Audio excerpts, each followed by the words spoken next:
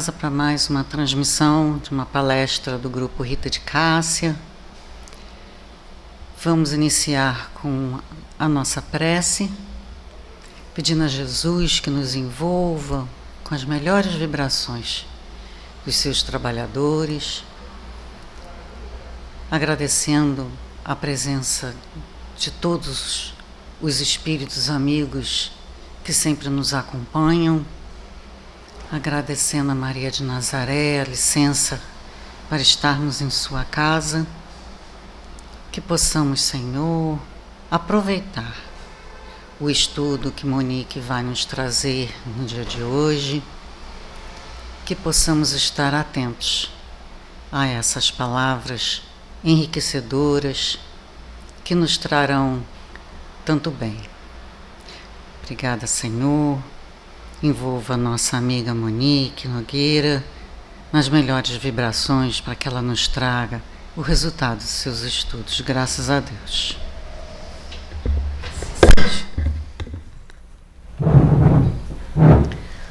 Bom dia a todos que nos ouvem. Para alguns poderá ser boa tarde, boa noite. Sabemos que agora, nesses tempos de trabalho remoto, a nossa noção de tempo também está sendo colocada em xeque, né? Seja qual for o momento que você esteja conectado ao endereço eletrônico da nossa casa, que sinta-se acolhido, sinta-se envolvido por toda a atmosfera benéfica que os nossos amigos espirituais continuam incessantemente trabalhando por ela, né? Não precisamos necessariamente estar na casa espírita, numa casa religiosa, para continuar recebendo essas boas vibrações. É claro que, encarnados que somos, né, sentimos falta do aconchego material, da ambiência física, do encontro com os companheiros, do olhar que a gente troca com os companheiros nas reuniões, no trabalho, no dia a dia. É claro que nós estamos encarnados e sentimos falta de muito do que a matéria nos proporciona, mas precisamos entender o momento que vivemos, entender que o isolamento social é necessário e vamos seguir segurando a mão de Jesus, na certeza de que tudo passa e que momentos melhores virão e que precisamos aprender toda a possibilidade de aprendizado desses momentos graves que estamos vivendo. Começando então o nosso assunto de hoje, são as considerações sobre a pluralidade das existências. E é muito interessante que contextualizar esse tema. Esse tema está no Livro dos Espíritos, na parte 2 do mundo espiritual ou do mundo dos espíritos, e ele toma todo um capítulo. O capítulo em 5 inteiro é o capítulo destinado à resposta à questão 222, que trata exatamente da pluralidade das existências ou da reencarnação. É interessante que muitas vezes a gente sempre comenta, né, daquela resposta mais curta do Livro dos Espíritos, quando são perguntados aos espíritos qual é o maior modelo de perfeição, de evolução que se tem na Terra, e os espíritos respondem Jesus, apenas 5 letras, não é? Sempre alguém lembra que é a resposta mais curta e mais concisa do Livro dos Espíritos. E talvez essa seja, nem todo mundo lembre, que seja talvez a resposta mais longa, né, a da questão 222, que não é nem propriamente uma questão, mas é o tema da reencarnação, que é um capítulo inteiro, são mais de 9 páginas em que Kardec discorre sobre esse tema. É muito interessante, é muito importante, e a própria estrutura que Kardec dá a essas considerações. Nós vamos então optar por seguir a lógica que Kardec desenvolve, chamando a atenção de alguns pontos. Ele começa tratando da origem, ele fala da metempsicose, ele vem trazendo uma explicação racional, depois ele nos propõe um exercício de reflexão mesmo que não tivesse vindo dos espíritos, mas a nossa própria observação nos levando a entender a justiça desse princípio. Depois ele traz o próprio caráter consolador da doutrina da reencarnação. Ele depois refuta e mostra a incoerência da crença de uma existência única. E, por fim, ele traz também a nossa intuição em relação às vidas pregressas, ao futuro, para encerrar com passagens do Novo Testamento que confirmariam essa doutrina da reencarnação. Então nós vamos seguir esse encaminhamento de Kardec como grande didata, pedagogo que era, que nos parece muito potente para nos ajudar nessa reflexão. Então Kardec começa falando da origem. Ele vai lembrar que o dogma da reencarnação não é novo.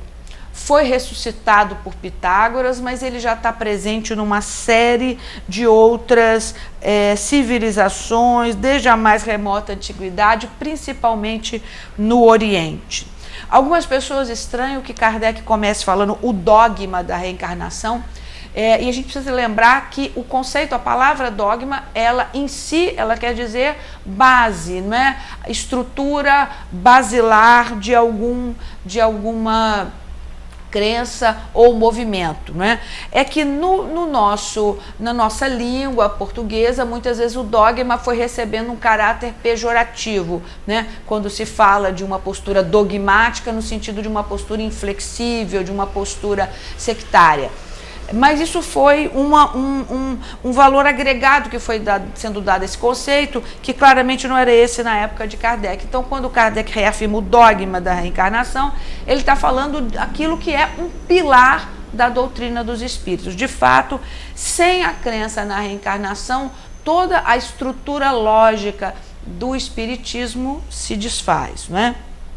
Então Kardec começa lembrando a origem, que é uma origem não só em Pitágoras, como alguns afirmam, mas que ele próprio bebeu de fontes variadas, muitos outros na antiguidade, e em muitas partes do planeta a ideia de reencarnação está presente. E ele começa mesmo dizendo, né, ele afirma: seja como for, tendo sido por intuição, por revelação, de que maneira chegou até esses diferentes povos, não sabemos.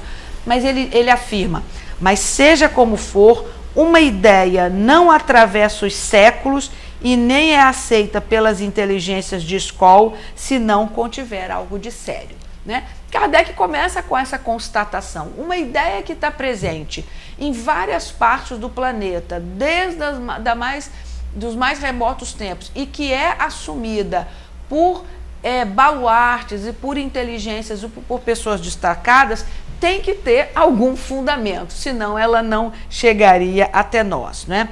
Ele fala que é claro que há variações, não é? Por exemplo, a ideia de metempsicose, ou, por exemplo, a ideia de que os espíritos também poderiam encarnar em animais e vice-versa, que está presente em algumas teorias do Oriente. É claro, a doutrina dos espíritos refuta essa possibilidade, até porque a doutrina dos espíritos ela é assentada num princípio de evolução. Então, teríamos experiências no reino mineral, no reino vegetal, no reino animal, a chegarmos até ao reino hominal. E não há possibilidade de involução. Essa ideia ela é rejeitada pelo espiritismo. Nesse sentido, não seria possível, uma vez o princípio inteligente está habitando já um corpo físico de homem, de ser humano, homem, mulher, de ser humano, pudesse voltar a uma condição animal. Essa é uma diferença marcante das ideias espiritualistas presentes em outras correntes e que tratam da reencarnação nessa faceta da metempsicose. Esse é um diferencial em relação à doutrina dos espíritos. Kardec segue, então, dizendo que, ao ensinar o dogma da pluralidade das existências corpóreas, os espíritos relembram essa doutrina, então, que já nasceu nos primórdios da humanidade e que se conservou no íntimo de muitas pessoas. E Kardec chama atenção. A diferença é que, dessa vez, os espíritos a apresentam de um ponto de vista muito mais racional, em conformidade com as próprias leis de progresso da natureza e mais em harmonia com a sabedoria do Criador, despojando-a de todos os acessórios de superstição. Esse é o ponto diferencial, né? Então, recapitulando, Kardec começa mostrando que o princípio da crença na reencarnação está presente em muitas culturas, mas que nesse momento, meados do século XIX, com o advento do Espiritismo, há uma diferença, porque essa ideia ela é tratada com base na racionalidade e na confiança na sabedoria divina, livre de qualquer tipo de superstição. Por quê? Porque foi obtida da forma que a gente já conhece, já sabe que a codificação foi realizada, né? Perguntas feitas a médiuns de países diferentes, localidades diferentes, e que, trabalhadas por Kardec de modo a entender as respostas consensuais, chegaram ao que a gente tem hoje com a codificação. Então, é nesse tratamento racional que foi possível confirmar a ideia da reencarnação. Kardec, por outro lado, ele pede que examinemos a questão de outro ponto de vista. E ele faz um exercício interessante. Vamos fingir que não tenhamos recebido esse conhecimento por meio dos espíritos. Vamos então fazer um exercício de que essa teoria nada tem a ver com a doutrina dos espíritos. E ele usa um exercício muito interessante. Kardec fala: coloquemo-nos momentaneamente num terreno neutro, admitindo o mesmo grau de probabilidade para ambas as hipóteses, da pluralidade e da unicidade da existência. E vamos ver para que lado a razão nos leva. Então, é muito interessante o exercício e a generosidade de Kardec. Ele começa trazendo que a ideia é uma ideia que está presente junto às civilizações há muito tempo. Depois ele pontua que, por meio da doutrina dos espíritos, essa ideia é estudada e nos é apresentada de uma forma mais racional e mais de acordo com a justiça divina. Mas ele fala: vamos fazer um exercício, vamos fingir que a gente não conhece essa informação, não recebeu por meio dos espíritos, e vamos usar o nosso exercício de lógica. Vamos imaginar, nos colocar totalmente neutros. E aí ele começa o exercício. Ele fala que algumas pessoas repelem a ideia de reencarnação pelo simples motivo de que ela não lhes convém, dizendo que já lhes basta uma existência e que não desejariam recomeçar outra semelhante, né? Muitas vezes a gente ouve isso, né, no dia a dia: não, Deus me livre outra vida, uma já chega, uma já é difícil, né? Esse comentário muitas vezes chega até nós. E Kardec, inclusive, diz que algumas pessoas até se enfurecem com a perspectiva de voltar à ideia, a ideia de que estariam eternamente no descanso interno lhes parece melhor, né? Não quero sofrer mais, já sofri bastante, não é? E Kardec fala: isso de nada adianta, porque é uma postura infantil, né? Ele fala: são objeções muito pueris para a gente examinar, não é? Ele diz: é como se uma criança se negasse a aceitar algo simplesmente porque não gostaria de passar por ela. E ele diz o seguinte, que ele pode tranquilizar essas pessoas, lembrando que a reencarnação não é tão terrível assim. Se as pessoas a estudassem a fundo, saberiam que a felicidade numa nova existência só depende dela mesma, depende do que elas tiverem feito nesse mundo, né? Que desde agora poderão se elevar sem medo da queda, da repetição das mesmas dores. Ou seja, Kardec nos mostra que um bom argumento para essas pessoas é esse: está nas suas mãos a possibilidade de ter uma vida melhor, porque, né, Jesus já nos disse: a cada um segundo as nossas obras, suas obras, nada acontece nas nossas vidas futuras que não tenha sido plantado e desenvolvido por nós mesmos na encarnação atual, não é?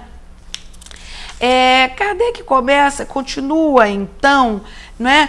Lembrando que, e quando alguém, por exemplo, se depara com outro que parece mais afortunado, não seria interessante de trocar com a experiência com ele, de encarnar com outras condições? Aqueles que dizem, por exemplo, que não tiveram uma boa sorte na vida, que não tiveram oportunidade, será que não é consolador também pensar que ele pode vir em outra situação? É claro que muitas vezes isso é uma ideia enganosa, a literatura espírita nos mostra, muitas vezes aqueles que reclamam muito, por exemplo, da falta de condições materiais para se desenvolverem, às vezes recebem numa outra encarnação uma vida cercada de riqueza, mas se eles não se desenvolverem moralmente, essa riqueza acaba não sendo um instrumento de evolução, mas um instrumento de estagnação, porque eles se perdem junto àquilo. E o contrário também, né? Aqueles que pedem uma vida mais humilde, pensando que com isso vão estar livres do arrastamento das paixões da matéria, muitas vezes também se tornam revoltados e também não exercitam a paciência, a resignação. Então, de fato, as várias possibilidades de reencarnação só nos mostram que a espiritualidade nos dá muita chance, que é o amor divino que vai nos dar muita chance de evolução. Mas depende de cada um, de fato, a compreensão e os esforços para evoluir, seja numa condição melhor materialmente ou pior, ou com menos ou mais possibilidades, mas que de fato o que vai ser o diferencial é o móvel próprio e de boa vontade e de vontade de evoluir. E Kardec, então, ele termina esse exercício, né, lembrando que é importante entender, então, a reencarnação desse ponto de vista bem lógico, de que ela é muito mais confortadora. Ele vai lembrar, ele termina esse item dizendo: trabalhemos 1 minuto, 2 minutos, 1 hora, um dia se for preciso. Que importa isso se vou terminar minha vida na abundância? E ele fala: o que é a duração da vida corporal em relação à eternidade? Menos que 1 minuto, menos que 1 segundo. Esse talvez seja o exercício fundamental, né? A dificuldade que muitas vezes temos, né? A grande lição de Emmanuel para Chico Xavier, que tantas vezes não é repetida, né? Que tudo passa, né? Os momentos felizes em que muitas vezes, por certo, até irresponsabilidade, nos deixamos envolver e nos esquecemos dos afazeres e muitas vezes envolvidos naquela atmosfera de regozijo, que isso vai passar, né? Vai passar, a juventude vai passar, a beleza vai passar, os momentos felizes também vão passar, tudo passa. Mas, por outro lado, os momentos de tristeza, a doença, a dificuldade, a pandemia, tudo isso também vai passar. Então, Kardec nos lembrar, né, uma existência corporal é 1 segundo na eternidade. E é importante que, tendo isso em mente, não para minimizar a importância do que temos vivido, mas para relativizar tudo que a gente tem passado, no sentido de que sempre é possível refazer e recomeçar e melhorar. Kardec depois passa a usar o argumento da justiça divina.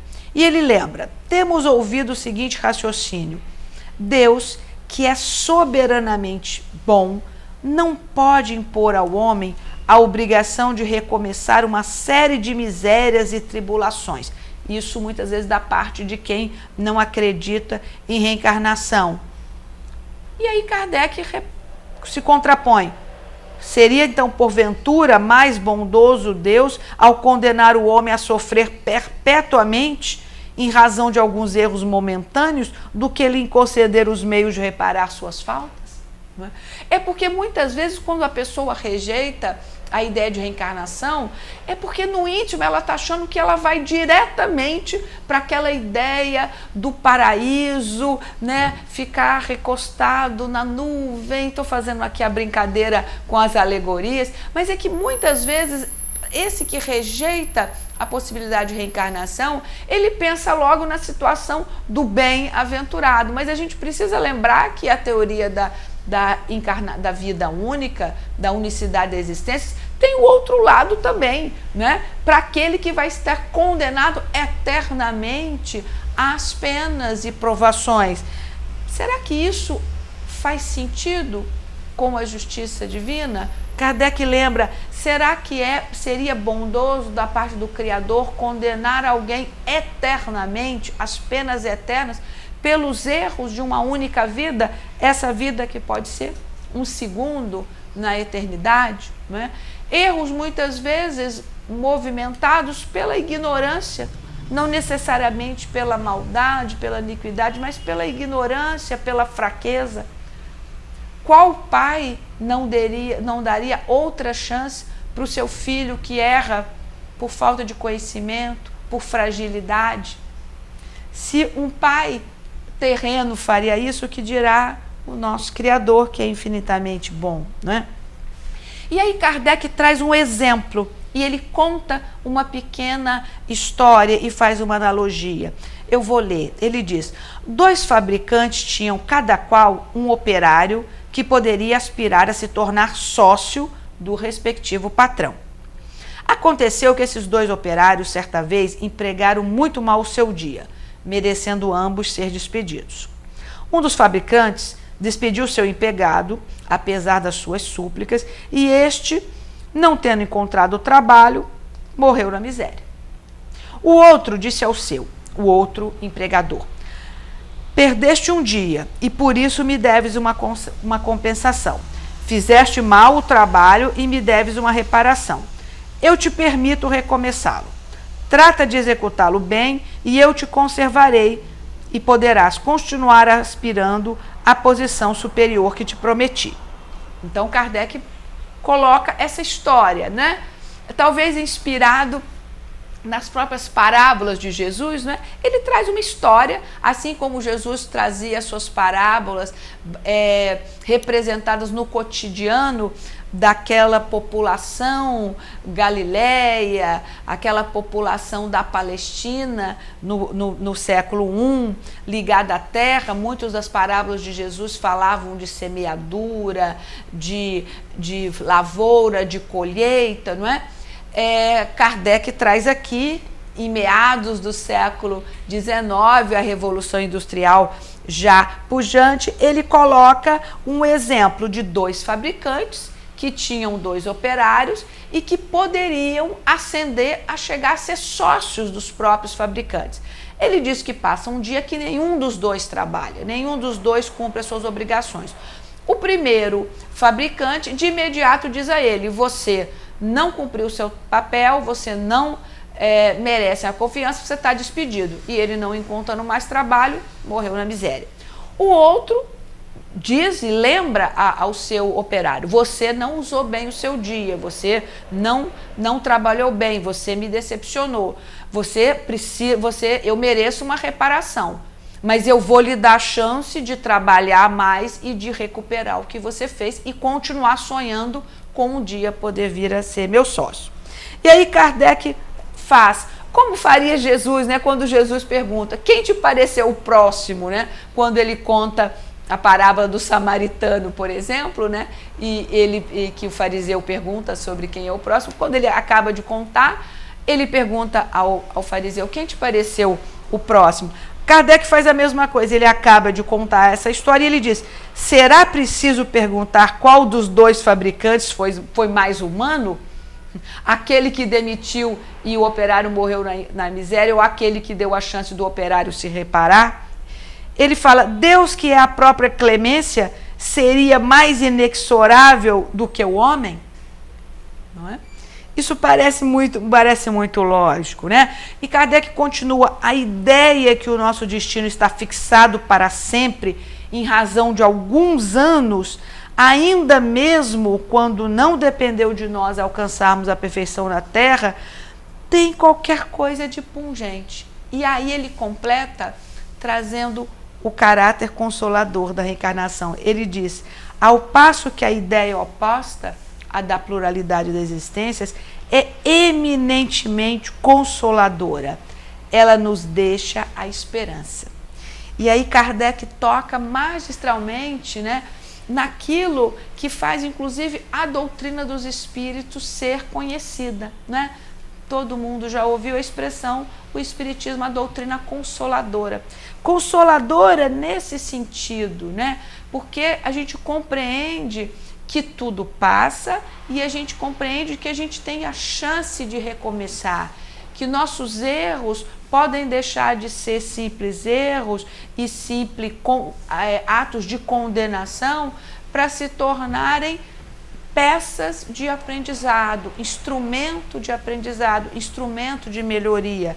Ora, isso é profundamente consolador, né? A gente poderia usar uma outra analogia, por exemplo, com a nossa vida escolar, né? Pensando que cada uma das nossas existências seria um ano escolar, né? E que talvez quando chegássemos à graduação poderíamos até aspirar a um mundo mais evoluído, mas o fato é que pensarmos, se ao fim de um ano não tivermos tido o aprendizado suficiente, o que é mais consolador? É pensar que a gente pode repetir aquele ano, que a gente pode passar por um processo de recuperação, ou pensar que a nossa matrícula vai ser cancelada e nós não vamos poder nunca mais voltar à escola, né? É um raciocínio que nos parece tão lógico, e tão lógico porque é consolador, e é isso que Kardec nos lembra, não é? Ele diz, se Deus, ele lembra a ideia de que se pensamos, nos colocamos muitas vezes à semelhança do Criador num exercício muito pequeno e muito menor de boa vontade, de compaixão, o que dirá Deus, que é infinitamente bom, infinitamente justo, né? Não nos parece a possibilidade de não ser assim, de não termos muitas encarnações. Kardec segue depois dizendo ainda, se a gente quisesse continuar fazendo uma abstração do ensino dos espíritos e tentasse unicamente entender a doutrina da reencarnação em contraposição à doutrina da existência única do ponto de vista filosófico. E ele vem, bom, então se não há reencarnação, só há uma existência corporal, isso é evidente. E aí ele vai seguindo. Bom, se a gente só tem uma existência, então a alma do homem foi criada na ocasião do seu nascimento. Porque também, se não há outra vida, não há anterioridade da alma, não é? E ele fica, bom, se é assim, não é? Por que então tantas diferenças? E aí ele começa a enumerar as incoerências da ideia de uma vida única. É muito interessante que Kardec vem trazendo todo o raciocínio, né, a favor da doutrina da reencarnação, mas ele chega nesse ponto, bom, se nem assim estamos convencidos, vamos então fazer o exercício contrário. Vamos mostrar a incoerência da doutrina de uma existência única. E ele começa a fazer perguntas. A primeira: por que a alma mostra aptidões tão diversas e independentes das ideias adquiridas pela educação? Sim, há pessoas que mostram uma capacidade, um potencial muito diferente, mesmo tendo o mesmo tipo de formação, o mesmo tipo de ambiente. Como é que, se a alma fosse criada apenas para o exercício daquela vida, essa diferença poderia ser tão grande? Estamos falando de diferença de aptidões, não estamos nem falando de diferenças que pudessem ser percebidas apenas do ponto de vista físico, né? Todos nós vemos, por exemplo, né, crianças prodígios. Eu sou professora de música e muitas vezes a gente vê um grande intérprete que a gente tem claramente a noção que não foi numa encarnação só que ele conseguiu aquele aprendizado para tocar daquela maneira. É humanamente impossível, né? A gente pode ter alunos mais ou menos aplicados que tenham diferenças, mas essa diferença muito grande, né? Como um Nelson Freire, que desde criança já demonstrava uma capacidade de expressão no piano, muito além da sua idade, porque nós não estamos falando só da técnica, né, do exercício motor, a gente está falando da capacidade de interpretação. Como que uma criança de 8 anos, 9 anos pode interpretar maduramente aquilo que ele não tem naquela vida nenhuma possibilidade de ter vivido, né? Então, isso é muito claro, né? Kardec continua falando dessa aptidão extranormal de algumas crianças para esta arte ou para aquela ciência. Foi por isso que nós trouxemos o exemplo do grande pianista Nelson Freire, e poderíamos falar de outros, né? E eu volto a dizer, porque muitas vezes aqueles que não acreditam colocam toda a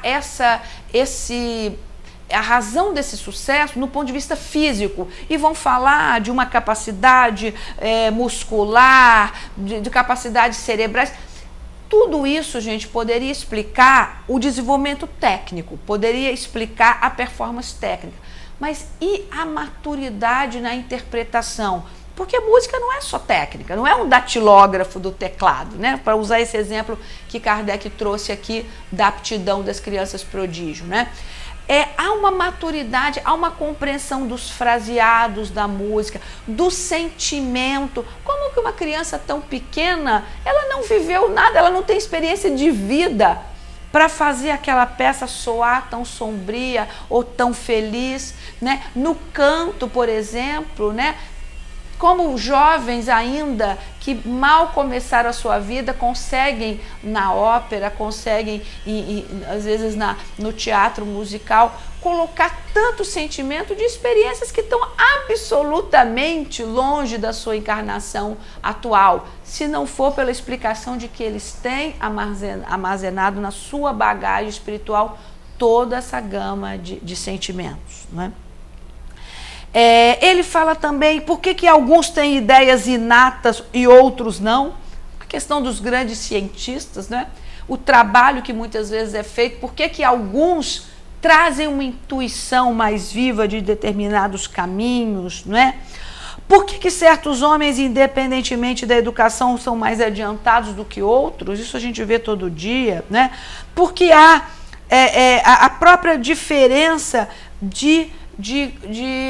entre aqueles ditos selvagens e os ditos civilizados. É claro que Kardec aqui está se referindo do ponto de vista do conhecimento tecnológico, mas a gente poderia falar também de outros parâmetros. Enfim, Kardec conclui qual filosofia seria capaz de resolver todos esses problemas. Se a gente há fora de dúvida que as almas são iguais ao nascer ou são desiguais, se são iguais, por que essas aptidões estão diversas, não é? E aí Kardec lembra, estaríamos então diante da mais monstruosa e imoral das doutrinas. O homem seria uma simples máquina, joguete da matéria, deixaria então de ter a responsabilidade de seus atos, já que poderia atribuir tudo às suas imperfeições físicas. Na verdade, se for isso, todo engano, todo equívoco seria computado numa falta de aptidão física. Se as almas são desiguais, então é que Deus criou assim. Mas se é então uma encarnação única, por que essa superioridade concedida a algumas? E aí Kardec é taxativo. Esta parcialidade estaria conforme a justiça de Deus, ao amor que ele consagra igualmente a todas as criaturas? E aí a gente chega a essa máxima, não é? A compreensão de que o entendimento de Deus como a inteligência suprema, a causa primária de todas as coisas, e dotada do melhor e maior e infinito centro de justiça que poderíamos conceber, a ideia de uma vida única, de uma existência única, com tantas diferenças, colocaria em xeque essa ideia de justiça de Deus, né? Kardec ainda continua trabalhando com a ideia de intuição, não é? e ele continua insistindo com isso, Deus, na sua justiça, não poderia ter criado almas mais perfeitas e outras menos perfeitas. Algumas almas mais suscetíveis a essas intuições e outras não. Né? Essa desigualdade não pode ser compatível com uma ideia de justiça divina, não é? Ele também traz a ideia do futuro. A reencarnação sempre nos remete à ideia do aprendizado, das bagagens do passado. Mas Kardec também faz um exercício do futuro. E ele diz, se a nossa existência atual for só ela que decidir a nossa sorte futura, né? Como seria, então, quando homens e mulheres têm situações de partida tão diferentes, não é? Ele fala, o homem que trabalhou toda a sua vida para melhorar-se vai estar na mesma posição daquele que permaneceu inferior, não por culpa sua, mas porque não teve nem possibilidade de se tornar melhor? E ele diz, e o homem que praticou o mal por não ter podido instruir-se, será culpado de um estado de coisas que não dependeu dele?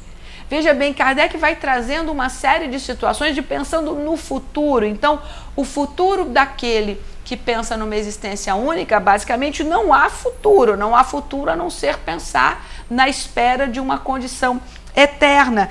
E ele lembra, então aquele que praticou o mal por ignorância, porque não pôde se instruir, ele também vai ter essa pena, uma pena eterna, da mesma forma que aquele que talvez tenha praticado o mal de fato por um instinto ainda mais equivocado, que poderia até ter tido a chance de fazer o bem, mas não fez por vontade própria, ele tem a mesma condição daquele que talvez não tenha deixado de fazer o bem, mas por falta de instrução. Então, Kardec vai mostrando, né, a dificuldade também de se pensar numa teoria de existência única em relação ao futuro. Ele pergunta também, qual a sorte das crianças que morreram em idade, que ainda não fizeram nem o bem, nem o mal, né? A gente sabe, Kardec mostra no livro Céu e Inferno, que a própria ideia de purgatório, ela aparece como uma tentativa de minimizar essa coisa da pena eterna, seja no paraíso ou seja no inferno, né? Quando Kardec fala que a ideia de purgatório, de certa forma, tentou minimizar isso. Mas ele mostra que também é incoerente essa criança que não teve nem tempo de fazer o bem ou o mal. E por fim, Kardec então encerra nos chamando pela fé raciocinada e encerrando da forma mais adequada possível para uma doutrina que tem a base em Cristo, que são as próprias palavras de Jesus. Ele se refere à passagem de Elias, quando perguntam sobre Elias quando ia voltar, e Jesus fala em Mateus capítulo 17, os versículos 9 a 13, ele fala, eu vos declaro que Elias já veio e não o reconheceram, assim também o Filho do Homem há de padecer nas mãos deles. Então os discípulos compreenderam que era de João Batista que ele lhes falava, ou seja, Elias retornando, reencarnado como João Batista. E a passagem final, que talvez seja a mais emblemática, a passagem que todo mundo conhece no Evangelho de João, no capítulo 3, logo nos versículos de 3 a 7, a passagem de Nicodemos, quando Jesus responde a Nicodemos, em verdade te digo, que se um homem não nascer de novo, não poderá ver o reino de Deus. E Nicodemos não entende como pode um homem nascer já estando velho, pode voltar ao ventre materno e nascer uma segunda vez? E Jesus responde, em verdade te digo, se o homem não nascer da água e do Espírito, não pode entrar no reino de Deus. O que é nascido na carne é carne, e o que é nascido do Espírito é Espírito. Não te admires de eu te haver dito, importa-vos nascer de novo. É assim aqui, mais uma vez, então, reforçados na certeza da justiça de Deus, agradecidos aos espíritos responsáveis pela codificação da doutrina, a Kardec e a todos os autores espíritas que nos lembram dessa máxima, que possamos aprender com ela, que possamos ter em mente a ideia da reencarnação como a possibilidade do aprender, do estar sempre pronto a aprender de novo. Que Deus nos ajude nessa caminhada que é eterna.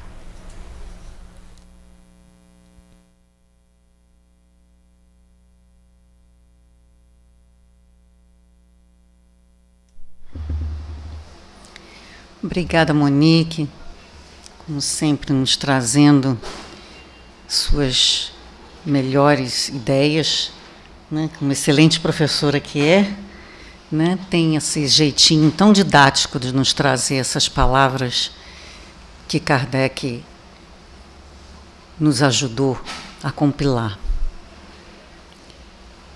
Agradecidos, então,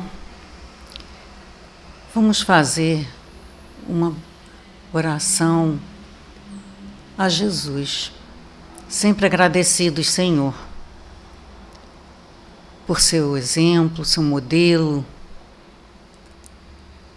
por sua coragem de estar sempre à frente da coordenação desse nosso planeta tão necessitado de auxílio. Agradecidos somos, Senhor, por todas as oportunidades. Que tenhamos a consciência de aproveitar cada minuto, cada aprendizado.